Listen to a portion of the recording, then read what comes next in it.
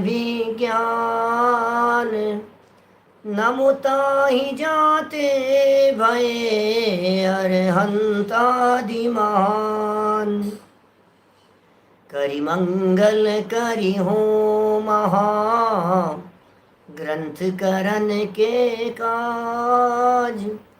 जाते मिले समाज सब पावे निज पद राज। पावे निज पद राज। मिथ्या देवादिक भजे हो है मिथ्या भाव। तज तिन को साचे भजो यह हित हेत उपाव। यह हित हेत उपाव। मोक्ष मार्ग प्रकाशक नामक यह ग्रंथ है। आचार्य कल्प पंडित प्रवर टोडरमल जी साहब की अनुपम रचना। छठवां अधिकार ग्रहित मिथ्यात्व का निषेध करने वाला यह अधिकार है। कुगुरु कुदेव और कुधर्म के स्वरूप का प्रतिषेध यहाँ किया जा रहा है। न कुगुरु का विरोध है, न कुदेव का विरोध है, न कुधर्म का विरोध है। सिर्फ बात ऐसी है कि कुदेव के श्रद्धांश से मेरा अभिप्राय, मेरी मान्यता बिगड़ती है। कुगुरु और कुधर्म के अभिप्राय से मेरी मान्यता और मेरा अभिप्राय बिगड़ने से मेरे जन्म जन्मांतरों में दुख और कष्ट की वेदना मुझे ही भुगतनी पड़ेगी। इसलिए उनका स्वरूप जानना जरूरी है। किसी और को नहीं सुधारना है, अपने आप को सुधारना है, अपनी मान्यताओं को सुधारना है, अपने अभिप्राय को सुधारना है। अपना अभिप्राय सुधरने पर मोक्ष मार्ग प्रारंभ होता है। इसलिए जो भव्य जीव अपने जीवन में मोक्ष मार्ग प्रकट करना चाहते हो, प्रारंभ करना चाहते हो और अल्पकाल में मुक्ति प्राप्त करना चाहते हो, वे जीव अवश्य ही देवगुरु धर्म का यथार्थ निर्णय करने का प्रयास करें। देवगुरु धर्म के यथार्थ निर्णय के बिना मोक्ष मार्ग प्रारंभ भी नहीं होता, पूर्णता तो संभव ही नहीं है। यहाँ गुरुओं के संदर्भ में बहुत चर्चाएं आगम प्रमाण के आधार पर प्रस्तुत कर दी गई। अनेक दिगंबर परंपरा के दिग्गज आचार्यों को और महान महान उत्कृष्ट ग्रंथों को यहाँ प्रमाण स्वरूप प्रस्तुत कर दिया गया, यह बतलाते हुए कि भाई देखो, जैन परंपरा में जिन दिगंबर संतों को 3 लोक में पूज्य कहा है, वे कितने सर्वोत्कृष्ट होते हैं, वे कितने महान होते हैं। उनकी पूज्यता, दिगंबर संतों की पूज्यता, दिगंबर मुनिराजों की महानता, उनकी श्रेष्ठता, ये कुछ अद्भुत है, ये कुछ अलौकिक है। उनके जीवन और चर्या को देखकर पूरे विश्व के मानव मात्र के लोग, हर व्यक्ति दांतों तले उंगली दबा लेता है। कितना कठोर आचरण होता है, कितनी कठोर तपस्या होती है, कितना उत्कृष्ट जीवन होता है ऐसे हमारे वीतरागी संतों का। ये सब चर्चाएं अपेक्षित विस्तार से आगम प्रमाण के द्वारा यहाँ कर लेने के उपरांत अब एक नया प्रकरण यहाँ से हम प्रारंभ कर रहे हैं, जो कुछ इसी से जुड़ा हुआ है और उसमें टोडरमल जी साहब के चिंतन की गहराई यहाँ झलकती हुई स्पष्ट नजर आती है। देखिए, पेज नंबर है 184, 184 नंबर पेज है और बीच में एक हेडिंग दिया है, शिथिलाचार की पोषक युक्तियां और उनका निराकरण। ओहो, जगत में शिथिलाचार का पोषण करने वाले लोग भी कम नहीं हैं। अपने शिथिलाचार को बढ़ाने के लिए, अपने शिथिलाचार का पोषण करने के लिए अनेक प्रकार के तर्क देते हैं, अनेक प्रकार की युक्तियां बतलाते हैं, अनेक अनेक प्रकार की बातें कहते हैं कि साहब ये तो मान लेना ठीक है, इनको तो मान लेना चाहिए, ये इनको मान लेना तो ठीक है। माने अनेक प्रकार की युक्तियां देते हैं, न्याय बतलाते हैं, तर्क देते हैं, कहते हैं इसमें तो क्या दोष है, ये तो चलेगा। इस तरह के तर्क देने वाले जो लोग हैं दुनिया में, वे क्या क्या बातें कहते हैं उसे यहाँ बतला रहे हैं। शायद हो सकता है इस प्रकार के प्रश्न आपके पास में भी बहुत आते होंगे। लोग आपसे भी कहते होंगे पंडित जी अब ये तो क्या है, फिर कोई गुरु तो जरूरी है ना, फिर गुरु के बिना तो काम कैसे चलेगा। इस तरह के बहुत सारे प्रश्न हैं। हेडिंग पढ़ दिया है मैंने, वापस पढ़ देता हूँ। शिथिलाचार की पोषक युक्तियां, ऐसी युक्तियां, ऐसे तर्क, जो युक्तियां और तर्क शिथिलाचार का पोषण करने वाले हों। युक्तियां प्रश्न के रूप में रखी जाएगी और फिर उनका निराकरण भी किया जाएगा। अब यहाँ कुयुक्ति द्वारा जो उन कुगुरुओं की स्थापना करते हैं, खोटी युक्तियों के द्वारा उनका निराकरण करते हैं। देखिए वहां वह कहता है, प्रश्न उठाया सबसे पहले नंबर पर, वहां वह कहता है गुरु बिना तो निगूरा कहलाएंगे, और वैसे गुरु इस समय दिखते नहीं हैं, इसलिए इन्हीं को गुरु मानना। क्या प्रश्न आते हैं आपके सामने भी इस प्रकार के कि भाई गुरु यदि नहीं होंगे तो बिना गुरु के निगुरा कहलाएंगे आप। जिनका कोई गुरु नहीं है, जो गुरु को नहीं मानता, वो निगुरा हो जाएगा।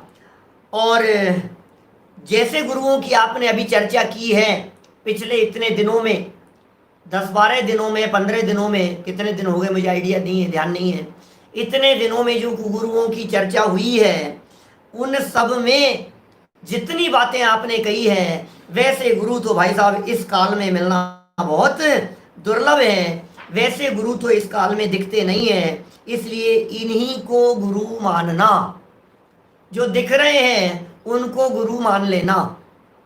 एक बात मैं यहाँ बहुत स्पष्ट आपको कहना चाहता हूँ, ये जो पंक्तियाँ टोडरमल जी साहब के द्वारा लिखी गई, शायद हो सकता है उस समय में किसी प्रकार के वेशधारी हुआ करते हों।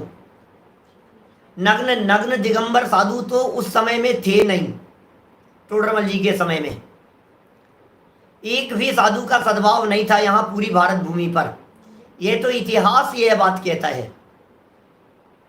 जिन मंदिर थे, दिगंबर प्रतिमाएं थी, प्रतिष्ठाएं हुआ करती थी, लेकिन एक भी दिगंबर साधु का सद्भाव पूरे हिंदुस्तान में इस धरातल पर कहीं भी नहीं था, कहीं नहीं दिखता था। ऐसा इतिहास कहता है, ऐसा हिस्ट्री बतलाती है कि शांति सागर प्रथम आचार्य कहलाते हैं। और लगभग 101 वर्ष पहले, 100-125 वर्ष हुए होंगे, लगभग 101 वर्ष पुरानी बात है शांति सागर जी की। तो शांति सागर जी जब मुनि बने, वे प्रथम आचार्य कहलाते हैं वर्तमान के सब साधुओं में। तो उनसे पहले कोई साधु नहीं था, दिगंबर साधु नहीं था। लगभग 300-350 वर्ष का अंतराल ऐसा पड़ा जिस अंतराल में एक भी दिगंबर मुनिराज का सद्भाव था ही नहीं कहीं भी। कारण क्या बतलाएं, नहीं था तो नहीं था, बस कारण तो कुछ नहीं कह सकते हैं उसके पीछे। तो टोडरमल जी के समय में भी एक भी साधु नहीं थे।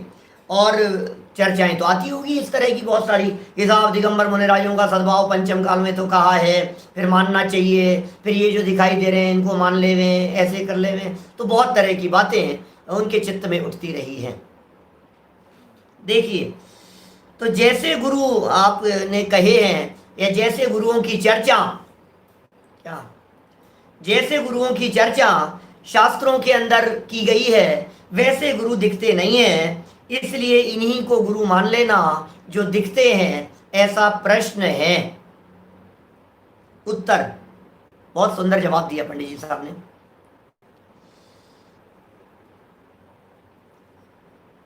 देखिए क्या कह रहे हैं, निगुरा तो उसका नाम है जो गुरु मानता ही नहीं। निगुरा किसे कहेंगे? जो गुरु को मानता ही नहीं। क्या? तथा जो गुरु को तो माने, परंतु इस क्षेत्र में गुरु का लक्षण न देखकर किसी को गुरु न माने, तो इस श्रद्धांश से तो निगुरा होता नहीं है। कितना सुंदर तर्क दिया है। लाइन को 2 बार पढ़ना चाहिए। गुरु को तो माने, गुरु का तो श्रद्धान है हमारे को। भी तरह की दिगंबर गुरु होते हैं और दिगंबर गुरुओं का ये स्वरूप होता है। और हमारे दिगंबर गुरु पंच परमेष्ठी पूज्य हैं, उन्हें तो माने। परंतु इस क्षेत्र में गुरु का लक्षण नहीं दिखाई दे रहा।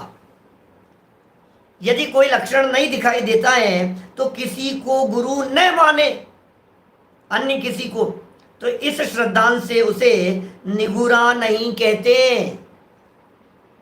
माने कहने का अभिप्राय यह है, निगुरा तो उसे कहते हैं जो गुरु को ही नहीं स्वीकार करता। नहीं नहीं, गुरु कुछ नहीं होता है, गुरु को नहीं मानते हम, उसे निगुरा कहते हैं। बहुत सुंदर तर्क दिया। जिस प्रकार नास्तिक तो उसका नाम है जो परमेश्वर को मानता ही नहीं, इसका नाम है नास्तिक।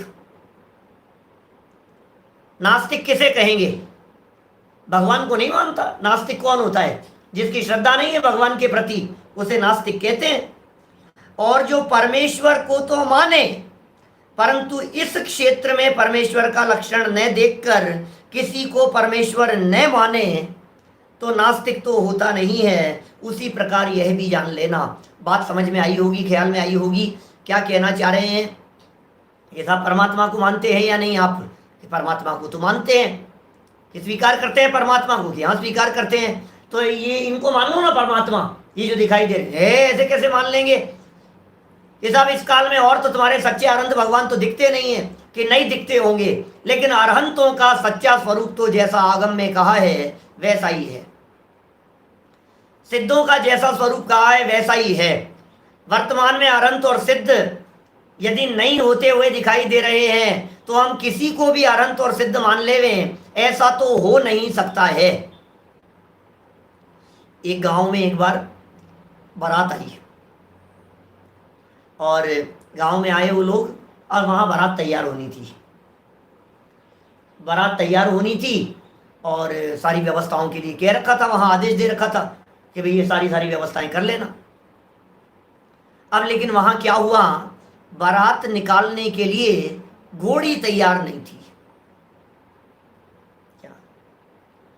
तो किसी व्यक्ति ने आकर के कहा कि साहब वो तो व्यवस्था नहीं हो पाई। कैसे नहीं हो पाई व्यवस्था? तुमसे बात हो गई थी और बिना उसके तो कैसे चलेगा काम? कि साहब एक व्यवस्था हो सकती है, वो घोड़ी तो नहीं मिल रही है लेकिन उसी जैसा थोड़ा सा मिलता जुलता, क्या 4 पैरों वाला ही है, थोड़े से कान भी उसी तरह के, हाइट में थोड़ा सा छोटा है। क्या आप कहो तो हम व्यवस्था कर सकते हैं, बोलो कर दें कि नहीं कर दें? बोलो। वो तो नहीं है जो घोड़ी चाहिए ना, वो तो नहीं है, लेकिन व्यवस्था हो सकती है, थोड़ा बहुत चक्कर, थोड़ा बहुत फर्क होगा, ज्यादा नहीं है। अब उसी को मान लेना, अब तो क्या दिक्कत है? समझ गए आप लोग? सब गधे की बात चल रही है। बोलो तैयार हो जाएंगे क्या? कौन तैयार होगा? कौन स्वीकार करेगा? बल्कि पलट करके नाराज ही होंगे। क्या बिगड़ेंगे ही हम यही कहेंगे कि कैसी बात करते हो, शर्म नहीं आती है कि तुम्हारे को? चाहे जिसको गधे के ऊपर कैसे बैठ सकते हैं, गधा कैसे चलेगा? नहीं चलेगा भाई साहब। तो बस ठीक इसी तरह से हम ये कह रहे हैं कि किसी को भी कुछ भी लक्षण यदि मिलेंगे तो हम स्वीकार करेंगे, और लक्षण यदि स्वीकार नहीं होंगे तो हम स्वीकार नहीं करेंगे। जहां आप विदेश क्षेत्र में अनंत भगवान की सत्ता स्वीकार कर रहे हैं, हमें भी कोई ऐतराज नहीं है। जहां सिद्ध भगवान हैं, हमें भी कोई ऐतराज नहीं है। और जहां देश काल परिस्थिति के अनुसार आचार्य उपाध्याय साधु हो, हमें कोई ऐतराज नहीं है। ये टोडरमल जी का कहना है, उस समय के तर्क हैं, उस समय की बात यहां कही गई है। देखो अभी आप कहेंगे साहब वर्तमान में है या नहीं है? लोग प्रश्न पूछते हैं, हमसे क्यों पूछते हैं आप? टोडरमल जी ने भी प्रश्न उठा दिया है, इसी तरह का प्रश्न उठा दिया है। क्यों नहीं है? होंगे ना। हम कहाँ मना करते हैं? मुनिराजों के अस्तित्व के संबंध में हम इनकार नहीं कर रहे। हम इनकार नहीं कर सकते हैं मुनिराजों के अस्तित्व के संदर्भ में। पंच परमेष्ठियों का सद्भाव सदा काल से रहा है, होता रहा है, होता रहेगा। इस जगह पर न सही किसी और जगह पर होगा। पेज नंबर है 184, 184 नंबर पेज। यहां नहीं है तो कहीं और होगा। देखो प्रश्न उठाया है, फिर वह कहता है जैन शास्त्रों में वर्तमान में केवली का तो अभाव कहाँ है, मुनि का तो अभाव नहीं कहाँ है। प्रश्न कितना जबरदस्त है। केवली तो इस पंचम काल में होते नहीं है। केवलियों का तो अभाव कहा है इस पंचम काल में। बात सच्ची है, अरहंत भगवान तो नहीं होते ना पंचम काल में। पंचम काल भरत क्षेत्र में, भरत क्षेत्र पंचम काल में केवलियों का, अरहंत भगवान का सद्भाव नहीं है। साक्षात तीर्थंकरों का सद्भाव नहीं होगा, केवलियों का सद्भाव नहीं होगा। बात बिल्कुल बराबर है, हमारे को स्वीकार है। लेकिन कहीं ऐसा भी है क्या कि मुनिराजों के संबंध में भी निषेध आया हो? कहीं नहीं आया है। तो यहां प्रश्न है, ये क्या प्रश्न कर रहे हैं? मुनिराजों के संदर्भ में इस प्रकार का प्रश्न उठाया है। क्या आप स्वीकार करते हैं कि मुनिराज भी नहीं है? क्या कोई आगम प्रमाण दे सकते हैं कि कोई आगम प्रमाण नहीं है, वर्तमान में मुनिराजों का सद्भाव है? ठीक है, 3,9 मुनिराजों का सद्भाव कहा गया है। लेकिन जिग्नेश भाई, ये जो 3,9 मुनिराजों की संख्या कही है, यह उत्कृष्ट संख्या है, मैक्सिमम है ये संख्या। सदा काल 3,9 मुनिराज रहते हो ऐसा भी नहीं है। दूसरी बात, 3,9 मुनिराजों की जो संख्या है, यह संख्या पूरे 2.5 द्वीप की अपेक्षा से है, पूरे 2.5 द्वीप की अपेक्षा से है। तीसरी बात, ये जो 3,9 मुनिराजों की संख्या है, इस संख्या में छठे गुणस्थान से लेकर अरहंत भगवान तक सबको शामिल किया गया है।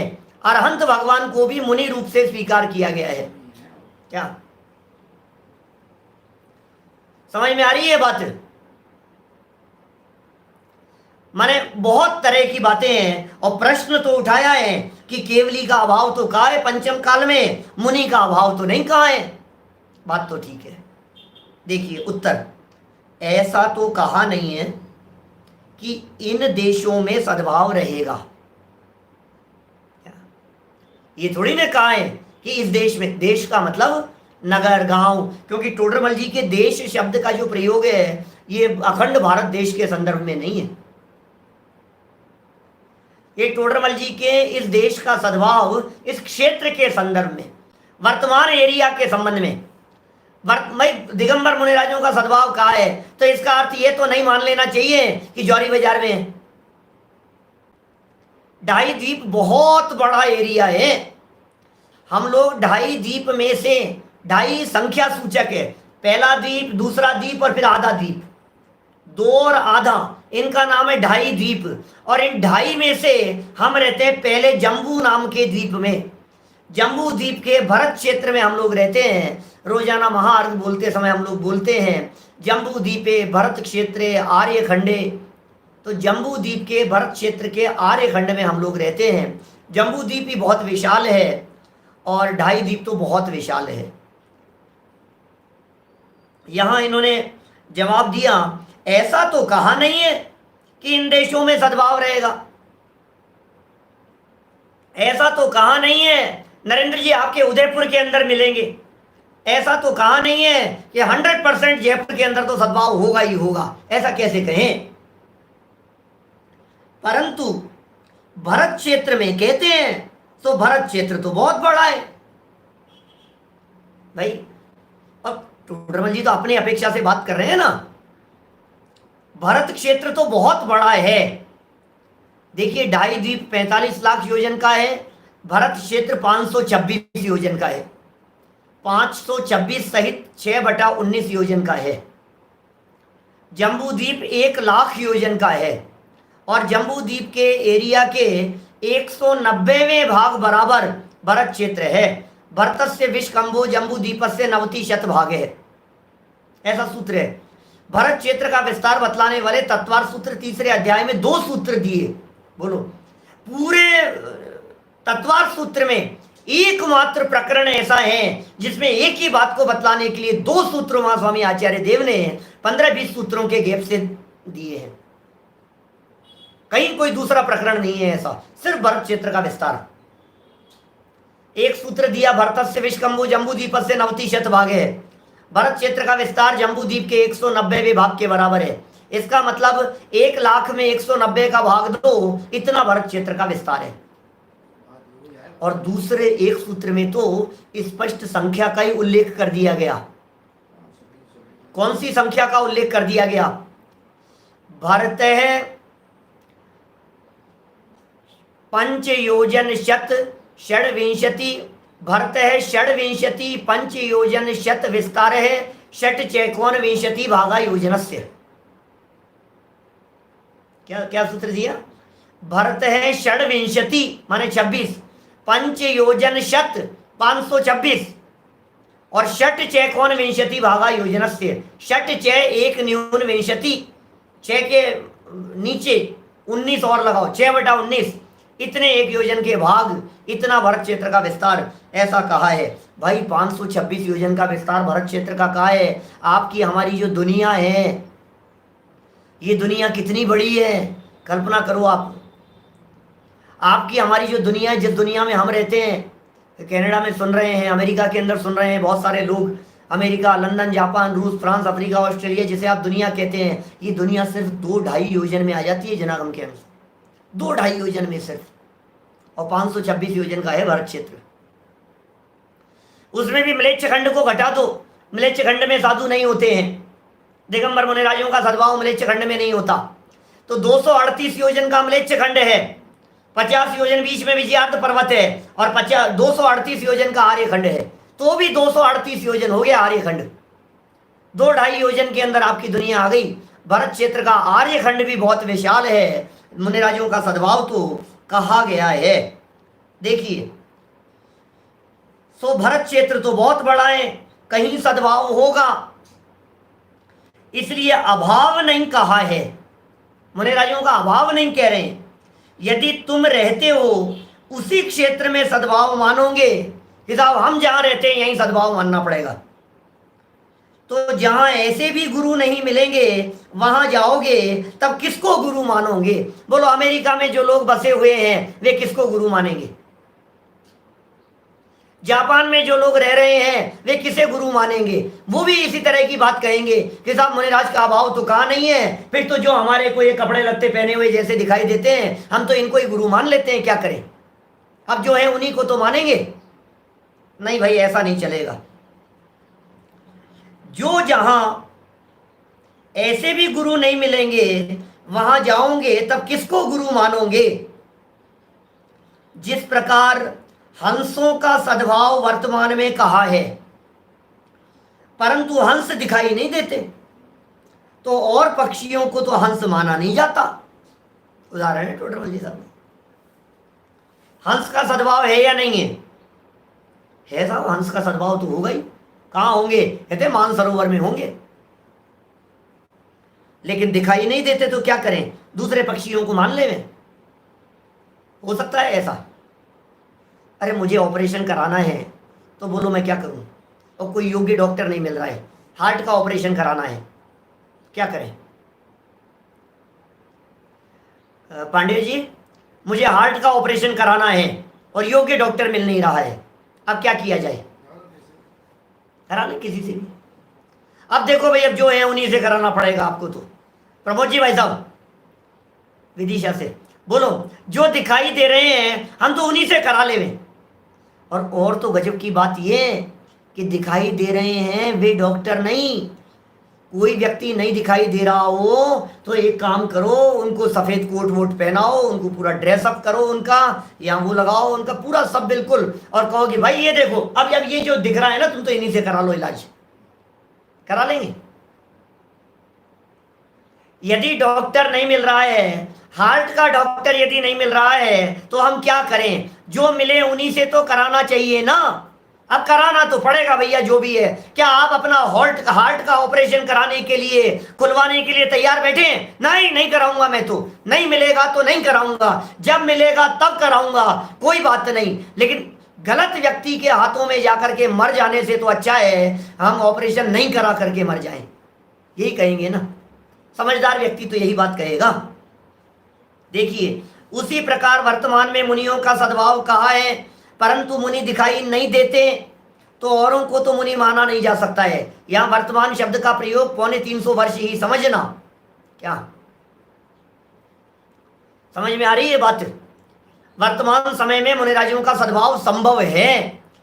हमारे आपके भाग्य उदय हो तो दर्शन मिले, और भाग्य उदय ना हो तो न मिले। आप जिस नगर में, जिस गांव में, जिस गली में, जिस मोहल्ले में हैं, वहां मुनिराजों का सद्भाव कैसे होगा? क्या हो तो सकता है ना? अरे हम बनेंगे भावलिंगी संत, क्या बात कर रहे हो आप? हम बनेंगे? सद्भाव कहाँ है? छठे सातवें गुणस्थान तक की भूमिका की चर्चा जिनागम में कही गई है, हम क्यों नहीं बनेंगे? बतलाइए मुझे। गुणस्थान बढ़ेगा, श्रद्धान होगा, गुणस्थान चौथा होगा, पांचवा होगा, और हमारा लक्ष्य छठे सातवें गुणस्थान का है। कैसे नहीं कहेंगे? बतलाइए। जब जिनागम कह रहा है इस चीज के बारे में, सद्भाव कहाँ है, तो हम क्यों छोटे से आनंद के अंदर संतुष्ट होंगे? हम उत्कृष्ट आनंद की प्राप्ति करने की भावना भाते हैं। देखिए, फिर वह कहते हैं, अब नया तर्क, शिथिलाचार्य की पोषक युक्तियों की चर्चा चल रही है। फिर वह कहता है, एक अक्षर के दाता को गुरु मानते हैं, तो जो शास्त्र सिखलाए वे सुनाए, उन्हें गुरु कैसे नहीं माने? इनको तो गुरु मानना पड़ेगा भाई साहब, शास्त्र सिखाते हैं हमारे को, शास्त्र सिखा रहे हैं, शास्त्र बतला रहे हैं, पढ़ा रहे हैं हमारे को। और ये नीतिकारों ने लिखा है, श्लोक मुझे बचपन में याद किया था, भूल गया मैं। नीतिकारों ने लिखा है, जो गुरु या जिसके माध्यम से तुम्हें एक अक्षर का भी ज्ञान प्राप्त हो, उसका ऋण और उसका उपकार जीवन भर कभी नहीं भूलना चाहिए। ऐसा लिखा है नीतिकारों ने, जिन्होंने ज्ञान दिया है, जिन्होंने क ख ग सिखाया है ना हमारे को। अब तो उनकी शक्लें ही भूल गए होंगे आप, अब तो उन गुरुओं को पहचानते ही नहीं होंगे। लेकिन यदि आपको कहीं विद्या गुरु भी मिलते हैं, जिन्होंने आपको हिंदी पढ़ना सिखाया, जिन्होंने आपको इंग्लिश पढ़ना सिखाया, जिन्होंने आपको 1 2 3 4 सिखाया है, यदि उनसे आपने एक अक्षर भी कुछ भी सीखा है, तो गुरु ही होते हैं भाई साहब। गुरु का कोई पैमाना नहीं होता। गुरु से यदि तुम बड़े भी हो जाओ, गुरु से यदि तुम पूज्य भी हो जाओ, गुरु से यदि तुम्हें और ज्यादा पूज्यता, महानता, ख्याति, यश, प्रतिष्ठा भी यदि प्राप्त हो जावे, तब भी गुरु का यदि तुमने उर्ऋण किया, गुरु की यदि महिमा को स्वीकार नहीं किया, तो तुम्हारा ज्ञानावरणी कर्म इतना आवरित करेगा, इतना उग्र हो जाएगा कि तुम्हारा ज्ञान सारा का सारा धूल धूमिल हो जाएगा। ये गुरु की महिमा है। गुरुओं का नाम नहीं छिपाना। ज्ञानावरणी कर्म के आश्रव के बंध के कारण जब बतलाते हैं उमा स्वामी आचार्य तत्वार सूत्र में, तो पता है क्या कहते हैं वे उमा स्वामी आचार्य? तत्प्रदोष निन्हव मात्सर्यंतराया साधनोपघाता ज्ञान दर्शनावरण यो। छठे अध्याय का सूत्र है तत्वार सूत्र का। प्रदोष, निन्हव, मात्सर्य, अंतराय, आसाधन, उपघात, और एक एक का स्वरूप पढ़ो आप, तो स्वरूप पढ़ करके आपको तुरंत यह बात ख्याल में आएगी, स्पष्ट ख्याल में आएगी कि भैया गुरुओं का उपकार कभी नहीं भूलना, गुरु का स्थान सदा काल ऊंचा होता है। यह बात अलग है कि गुरु से पहले शिष्य केवल ज्ञान की प्राप्ति कर ले, गुरु से पहले शिष्य मोक्ष से चला जावे। क्या श्रीमद राजचंद्र जी ने एक लाइन लिखी, गुरु रहे छद्मस्त पण विनय करे भगवान, बड़ी चर्चा का विषय रहता है। ये साहब इन लाइनों का क्या अर्थ होगा? गुरुदेव श्री ने जब इनके ऊपर व्याख्यान किए तो उन्होंने इनका अर्थ बतलाया, भाई केवली होकर के छद्मस्तों की विनय करना तो संभव नहीं है।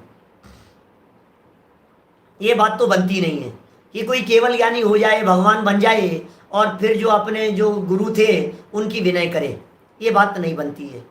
तो फिर क्या समझना चाहिए? इसका अर्थ ऐसा समझना चाहिए कि जिन्होंने केवल ज्ञान की प्राप्ति कर ली है, वे भी जब छद्मस्त अवस्था में थे तो अपने गुरु को प्रणाम किया करते थे, ऐसा अर्थ है। ख्याल में आ रही है बात? गुरु केवल ज्ञान की प्राप्ति तो कर ही सकता है ना। शिवभूति मुनिराज का तो प्रसिद्ध उदाहरण है, नामे नए शिव हुई केवल नानी फुड़म जाओ, भाव पाउड़ की गाथा है अष्टपाउड़ के अंदर। तुसमासम घोषण तो भाव विशुद्धो ये महानुभाव ये नामेण शिव हुई केवल नाड़ी फुड़म जाओ। केवल ज्ञान की प्राप्ति कर ली शिवभूति मुनिराज ने भाव विशुद्धि के दम पर। देखिए गुरु गुरु शब्द की चर्चा कर रहे हैं। अभी ये जो गुरु की जो चर्चा है, क्या माने यहां जो गुरु का प्रकरण चल रहा है, ये छद्मस्त शब्द का अर्थ होता है साहब, छद्मस्त माने आवरण सहित। छद्म शब्द का अर्थ होता है आवरण। अब ये काफ़ी लोग ऐसे होंगे जो नए जुड़े हुए हैं, हमने दूसरे तीसरे अध्याय में छद्मस्त शब्द की खूब व्याख्याएं की है। पुराने भी सुनते रहे आप लोग, सीरियल से मोक्ष मार्ग प्रकाशक ग्रंथ। मतलब अल्प ज्ञानी, बिल्कुल ऐसा ही है। छद्मस्त शब्द का अर्थ अल्प ज्ञानी, छद्मस्त शब्द का अर्थ गृहस्थ है या मुनि है, छद्मस्त शब्द का अर्थ अभी भगवान नहीं बने हैं, छद्मस्त शब्द का अर्थ अभी केवल ज्ञानी नहीं हुए हैं, उनका नाम है छद्मस्त। तो बात यहाँ क्या चल रही है, यहाँ जो चर्चा चल रही है गुरु और कुगुरु के संदर्भ में, यहाँ तो दिगंबर गुरुओं की चर्चा चल रही है, यहाँ तो निर्ग्रंथ गुरुओं की चर्चा चल रही है। और प्रश्न क्या कर दिया इन्होंने, प्रश्न कर दिया भाई जिनसे शिक्षा प्राप्त होती हो और ज्ञान प्राप्त होता हो, जो शास्त्र सिखलाते हो, पढ़ाते हो, सुनाते हो, उनको गुरु कैसे नहीं माने। तो जवाब दिया बहुत सुंदर उत्तर, गुरु नाम बड़े का है। गुरु किसका नाम है, बड़े का नाम है। तो जिस प्रकार की मेहनतता जिसके संभव हो उसे उस प्रकार गुरु संज्ञा संभव है। बोलो, मेडिकल में भी गुरु होते हैं, राजनीति में भी गुरु होते हैं। और साहब ये बहुत गुरु है, क्या ये शब्दों के प्रयोग होते हैं इस तरह के, ये बहुत गुरु है साहब, राजनीति में भी। और उमाकांत जी आपके महाराष्ट्र में तो हर गुरु के लिए गुरुजी कहते हैं, अध्यापक के लिए गुरुजी शब्द का प्रयोग होता है। लौकिक शिक्षा देने वालों को तो गुरुजी कहते ही हैं, हर अध्यापक के लिए। सही कह रहा हूं ना, मुझे पता नहीं है, मैंने तो सुना है महाराष्ट्र में इस तरह का चलता है। सब्जी बनाने वाले को गुरु कहते हैं, साग सब्जी बनाने वाले गुरु कहते हैं, किसी को भी, सबके मतलब गुरु शब्द का, महाराष्ट्र में तो ऐसा है, वहां टीचर नहीं कहते, अध्यापक नहीं कहते, गुरु शब्द का प्रयोग करते हैं। गुरुजी आज ये पाठ पढ़ाएंगे, गुरुजी ने ये बतलाया, गुरुजी ने ये सिखाया, गुरुजी आए थे क्या आज, तो गुरुजी शब्द का प्रयोग किया जाता है। जो गुरुदेव शब्द का प्रयोग भी हम लोग करते हैं, आध्यात्मिक सत्पुरुष गुरुदेव श्री कांजी स्वामी के अर्थ में जो गुरुदेव शब्द का प्रयोग किया जाता है, वो भी गुरुदेव शब्द का प्रयोग शिक्षा गुरु के अर्थ में ही है, निर्ग्रंथ दिगंबर गुरुओं के अर्थ में नहीं है।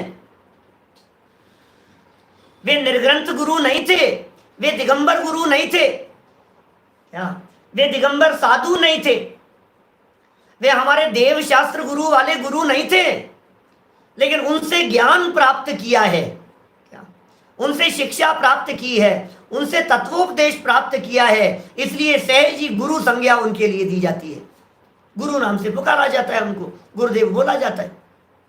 अरे और तो और हमें हमारे विद्यार्थी, मुझे मेरे बहुत सारे विद्यार्थी गुरुदेव कह करके पुकारते हैं, अरे गुरुदेव, अरे गुरुदेव। अरे मैं कहता हूं भैया हम गुरुदेव नहीं है क्या, लेकिन वो रूढ़ हो गया है उनके अर्थ में। तो गुरु शब्द का प्रयोग तो कोई भी किसी के भी अर्थ में करता है, ऐसा यहां कह रहे हैं। देखिए, गुरु नाम बड़े का है, सो जिस प्रकार की मेहनता जिसके संभव हो उसे उस प्रकार गुरु संज्ञा संभव है। जैसे कुल अपेक्षा माता पिता को गुरु संज्ञा है, सही बात है सब, पहले गुरु तो हमारे माता पिता होते हैं, फर्स्ट नंबर के गुरु हैं माता पिता। माता पिता से बढ़कर कोई गुरु नहीं है। माता पिता ने बोलना सिखाया, माता पिता ने चलना सिखाया, माता पिता ने खाना सिखाया, माता पिता ने आपको उठना बैठना सिखाया, उंगली पकड़ करके हर चीज। इसलिए प्रथम गुरु है मां, प्रथम गुरु है पिता। उसी प्रकार विद्या पढ़ाने वाले को विद्या अपेक्षा गुरु संज्ञा है। यहां तो धर्म का अधिकार है, इसलिए जिसके धर्म अपेक्षा मेहनतता संभवित हो उसे गुरु जानना। भाई साहब ये तो धर्म का प्रकरण चल रहा है, धर्म की अपेक्षा से जिनके महानता और मेहनतता हो उन्हें गुरु जानना। और इतना ही नहीं, परंतु धर्म नाम चारित्र का है, चारित्रम खलु धम्मो, ऐसा शास्त्र में कहा है। प्रवचन सार की 7वीं गाथा है, बहुत प्रसिद्ध गाथा है। क्या 7वीं गाथा कह रहे हैं यहां पर, प्रवचन सार की 7वीं गाथा का प्रमाण प्रस्तुत किया है। चारित्रम खलु धम्मो, कौन ऐसा दिगंबर होगा जिस व्यक्ति ने, दिगंबर जैन कोई ऐसा नहीं होगा जिसने चारित्रम खलु धम्मो शब्द नहीं सुना हो।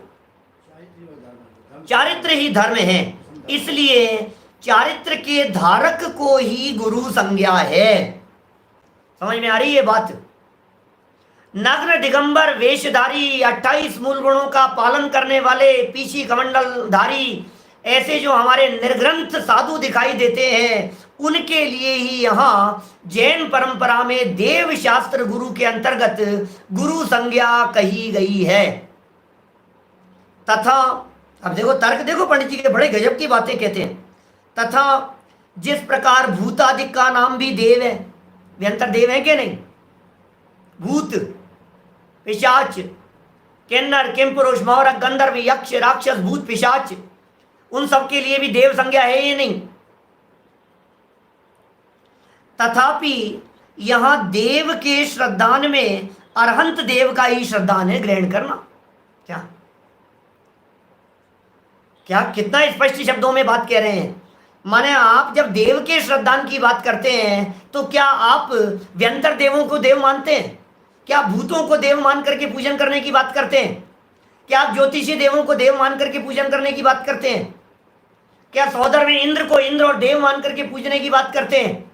क्या भवनवासी असुर कुमार आदि के देवों की चर्चा है वहां? कि बिल्कुल नहीं है। चतुर निकाय के देवों की चर्चा नहीं है, अरहंत देव की चर्चा है, सिद्ध देव की चर्चा है, हमारे जो भगवान हैं उनके देवत्व बने की चर्चा है। उसी प्रकार नाम तो एक ही दिखाई दे रहा है, ये भी देव ये भी देव।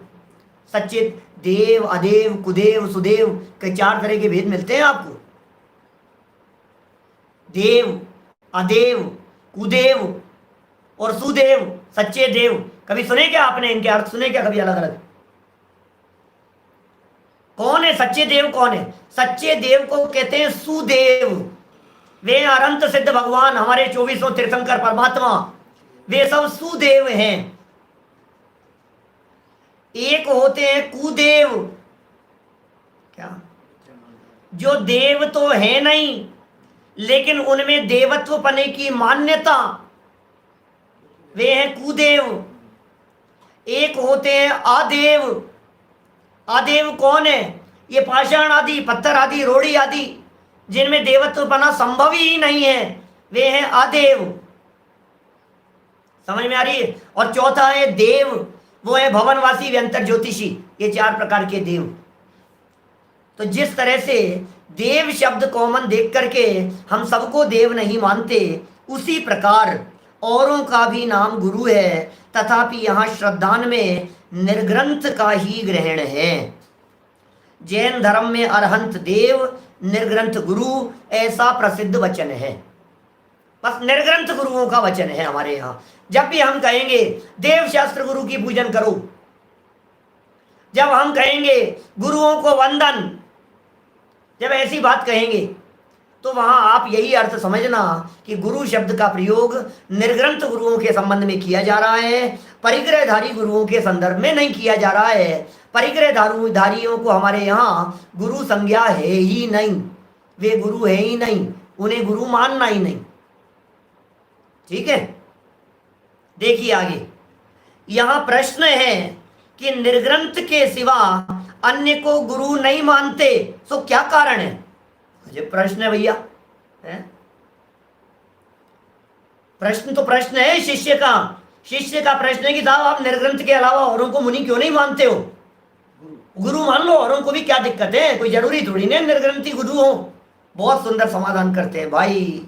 निर्ग्रंथ के सिवा, ओहो, निर्ग्रंथ के सिवा अन्य जीव सर्व प्रकार से महंतता धारण नहीं करते। निर्ग्रंथ मुनिराजों के सिवा अन्य में महंतता नहीं होती, अन्य में श्रेष्ठता नहीं होती, अन्य में महानता नहीं होती। जैसे लोभी शास्त्र व्याख्यान करे, उदाहरण गजब गजब के देते हैं टोडरमल जी साहब, उनके चिंतन की गहराइयों से निकले हुए वचन है। लोभी शास्त्र व्याख्यान करे, वहां वह इसे शास्त्र सुनाने से महंत हुआ। लोभी व्यक्ति है, शास्त्र का व्याख्यान कर रहा है, वो महंत हुआ इसे शास्त्र सुनाने से, माने जन सामान्य को शास्त्र सुनाने से वो महंत हुआ, और यह उसे धन वस्त्र आदि देने से महंत हुआ। गुरु ने तो उपदेश दिया और शिष्य कह रहे हैं कि हमने इनको धन दिया था, हमने इनको पैसा दिया, हमने इनकी व्यवस्था की। यद्यपि बाह्य में शास्त्र सुनाने वाला महंत रहता है, तथापि अंतरंग में लोभी होता है, इसलिए सर्वथा महंतता नहीं हुई। अकेले शास्त्र सुनाने वाले को गुरु नहीं कह रहे हैं यहाँ पे।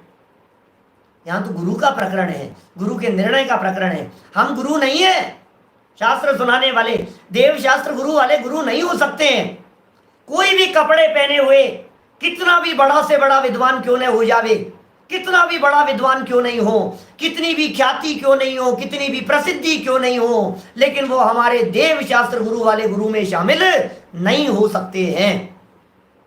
लोभी दिखाई दे रहा है, लालची दिखाई दे रहा है, यश प्रतिष्ठा का लोभ दिखाई दे रहा है, धन का लोभ दिखाई दे रहा है, दक्षिणा लेता है, शिष्य उनको देता है और गुरु उनसे लेता है, तो मेहनतता कैसे हो सकती है? क्या समझ में आ रही है बात? अभी गजब का एक और प्रश्न, बस एक और ले लेता हूं, एक आध 2 मिनट ज्यादा होंगे तो चलेगा, लेकिन गजब की बात और प्रकरण से जुड़ी हुई है। यहां कोई कहे निर्ग्रंथ भी तो आहार लेते हैं, प्रश्न क्या है?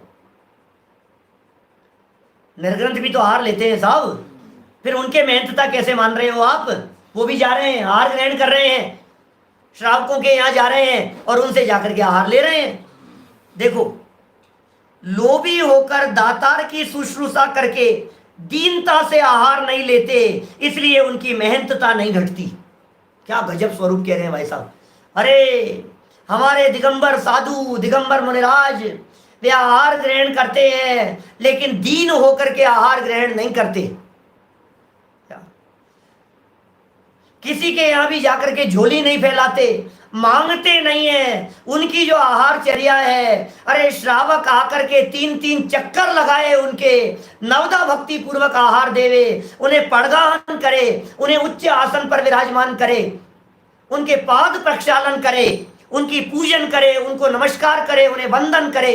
मन शुद्धि, वचन शुद्धि, काय शुद्धि, आहार जल शुद्ध है, इतनी प्रकार से नवदा भक्ति पूर्वक उन्हें आहार देवे, तब जाकर के मुनिराज आहार ग्रहण करते हैं।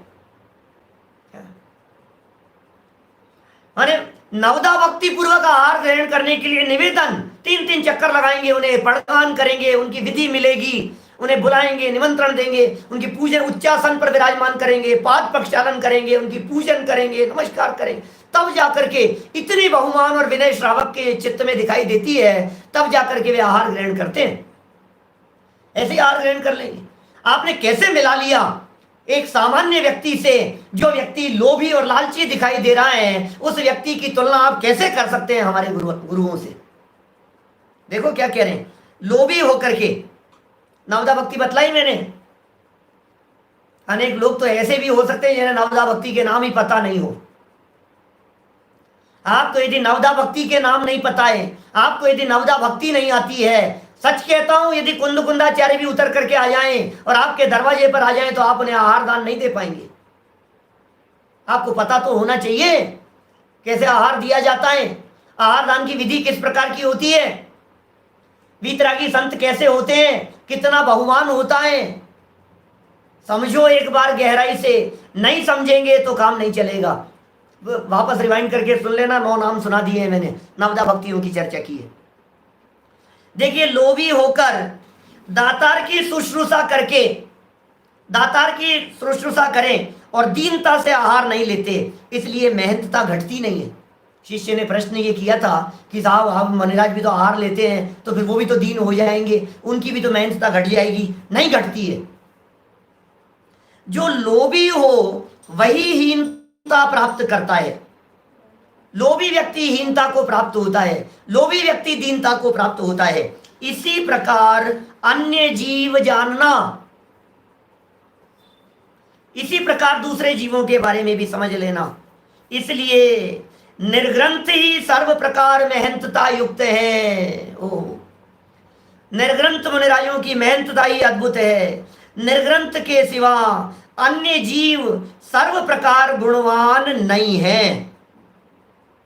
निर्ग्रंथ मुनिराजों के अलावा सर्व गुण संपन्न जगत में कोई गुरु दिखाई नहीं देते। इसलिए गुणों की अपेक्षा मेहनतता, जिनमें गुण होंगे वे मेहनत है, और दोषों की अपेक्षा से हीनता भासित होती है, तब निशंक स्तुति नहीं की जा सकती। क्या गुणों की अपेक्षा से मेहनतता भासित होगी और दोषों की अपेक्षा से हीनता भाषित होगी, तभी आप स्तुति कर सकते हैं, अन्यथा स्तुति करना योग्य नहीं है। ऐसा अर्थ समझना चाहिए। शायद कुछ मिस्टेक जैसी दिखती है, और भी मूल से मिलाना चाहिए। देखिए 3 लाइनें और पढ़ता हूं, बात पूरी करता हूं। तथा निर्ग्रंथ के सिवा अन्य जीव जैसा धर्म साधन करते हैं, वैसा निर्ग्रंथ के सिवा दूसरे लोग भी धर्म साधन करते हैं, गृहस्थ लोग भी करते हैं, कपड़े लत्ते वाले भी करते हैं, उससे अधिक धर्म साधन गृहस्थ भी कर सकते हैं। सुनना, बहुत बहुत गजब की बात है, बहुत मार्मिक बात कह रहे हैं, बहुत गजब की बात कह रहे हैं। निर्ग्रंथ मुनिराजों से ज्यादा धर्म साधन करते हुए, ज्यादा स्वाध्याय करते हुए, ज्यादा तपस्चरण करते हुए, ज्यादा कठोर आचरण करते हुए कोई गृहस्थ भी हो सकते हैं। वहां गुरु संज्ञा किसकी होगी बोलो? इसलिए जो बाह्य और अभ्यंतर परिग्रह रहित निर्ग्रंथ मुनि है, उन्हीं को गुरु जानना। क्या गृहस्थ उत्कृष्ट आचरण कर रहा हो, गृहस्थ के ज्ञान ज्यादा दिखाई दे रहा हो, गृहस्थ की शैली अच्छी दिखाई दे रही हो, गृहस्थ की प्रतिपादन शैली बहुत अच्छी दिखाई दे रही है, गृहस्थ का व्याख्यान ऐसा होता है, लच्छेदार भाषण करता है और हजारों लोग उसे सुनते हैं, कोई बात नहीं, लेकिन गुरु तो गुरु ही होते हैं। गृहस्थ की योग्यता है, गृहस्थ का ज्ञान दिखाई दे रहा है, आचार्य कल्प पंडित टोडरमल जी दिखाई दे रहे हैं, ज्ञान और योग्यता बहुत दिखाई दे रही है, लेकिन उसके बावजूद भी वे दिगंबर साधुओं जैसे पूज्य नहीं हो सकते, चाहे वे टोडरमल जी क्यों नहीं हो। क्या टोडरमल जी को आचार्य कल्प विशेषण संज्ञा से पुकारा जाता है, काम उन्होंने किया। आचार्य कल्प कई तरह से अर्थ हैं किए जाते हैं। टोडरमल जी के नाम के पहले आचार्य कल्प लगाया है ना, सैकड़ों वर्षों से लगाया जा रहा है, पता नहीं कब से चला आ रहा है, बहुत पुराने विद्वानों के द्वारा। माने 70 साल 80 साल पहले भी जो पुस्तकें छपी हैं, प्रकाशित दिखती है, उनमें भी आचार्य कल्प विशेषण दिखता है, पुराने प्राचीन विद्वानों के द्वारा भी। तो यूं ही नहीं कहा जाता आचार्यों जैसा काम किया। आचार्य कल्प, कल्प माने कल्पना, कल्प माने सरीके, कल्प माने उन जैसे। आचार्य कल्प, आचार्यों जैसा काम, क्योंकि उस समय दिगंबर संत नहीं थे उस जमाने में। तो जो कार्य इन्होंने किया, सम्यक ज्ञान चंद्रिका जैसी टीकाएं लिखी, गोमट सार, जीव कांड, कर्म कांड, लब्धि सार, चपड़ा सार, त्रिलोक सार, ऐसे ग्रंथों की व्याख्याएं लिखी और ऐसे महान ग्रंथ लिखे, इसलिए उन्हें आचार्य कल्प कहा जाता है। आचार्यों जैसे, आचार्यों जैसा काम किया। एक कल्प शब्द का और किया जाता है अर्थ, कल्प शब्द का अर्थ कल्प वृक्ष से लगाइए, तो फिर क्या अर्थ निकलेगा? कल्प शब्द का अर्थ कल्प वृक्ष से किया तो कि बोले जैसे कल्प वृक्ष से जो मांगो वो मिल जाता है, उसी तरह से ये टोडरमल जी भी ऐसे आचार्यों जैसे कल्प वृक्ष समान है कि इनके साथ भी सच्चे सच्चे गुरु होंगे। माने आचार्यों जैसा उन्होंने काम किया, इतना उत्कृष्ट उन्होंने कार्य किया। अपन जो प्रश्न हमारे चित्त में उठता है, अगली पंक्तियों में हमें वो प्रश्न लिखा हुआ दिखाई देता है। ये हमारे महाभाग्य से ऐसे पंडित टोडरमल जी जैसे व्यक्तित्व, ऐसे विद्वान, ऐसे महान ज्ञानी व्यक्ति, इनके द्वारा लिखे गए इस ग्रंथ का योग हमारे को बन गया है। ये हमारे महान पुण्य का उदय है। इनके द्वारा कही गई इन बातों को समझकर अपने जीवन में उतारकर सच्ची निर्ग्रंथ अवस्था हमारे जीवन में प्रकट हो, इसी मंगल भावना से बात को यहीं विराम देता हूँ। शाम का सूचना आप लोगों को है ही, वापस कह देता हूँ एक बार। शाम को 8 बजे पुरुषार्थ सिद्धि उपाय चलता है। पुरुषार्थ सिद्धि उपाय ग्रंथ संपन्न हो जाने के उपरांत पुनः 5-7 मिनट का 10 मिनट का गैप देकर के हम वापस एक प्रवचन शुरू करते हैं जो 16 कारण भावनाओं के ऊपर चल रहा है। 3 व्याख्यान पीछे हो चुके हैं 15-20 मिनट के लिए, और फिर आगे चर्चा आज भी चलेगी और रोजाना इस तरह से चर्चा चलती रहेगी। सो आप लोगों की जानकारी में रहे। जनवाणी निज निधि निज में बताई, यह अनंत उपकार है, उसके लिए जिन वाणी माँ को वंदना शत बार है, वंदना शत बार है। 9 बार।